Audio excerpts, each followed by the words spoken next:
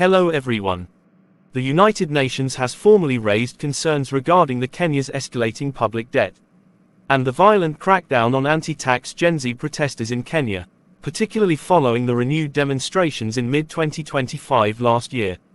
According to the statement released by UN, the UN High Commissioner for Human Rights, Mr. Volker Turk, expressed deep concerns over the use of lethal force and armed police officers in managing protests, whereby the use of live ammunitions, rubber bullets, and water cannons against peaceful protesters is basically a disregard of human rights against the UN Charter.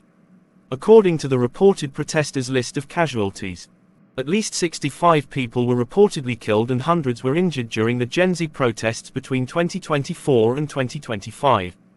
The UN and local monitors also documented multiple cases of abductions and enforced disappearances of activists, whereby the case of media repression on banning the live coverage of demonstrations was flagged as a major irregularity.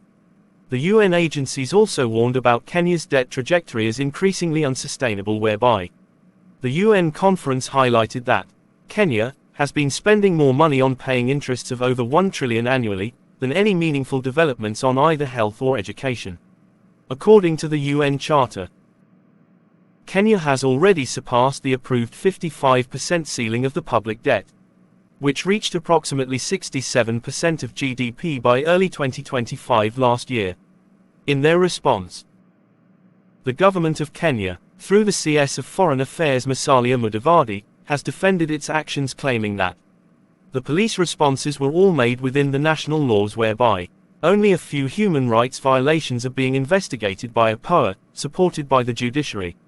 On the question of the increasing public debt levels, the National Treasury maintained that the current public debt is still sustainable under its medium-term debt management strategy.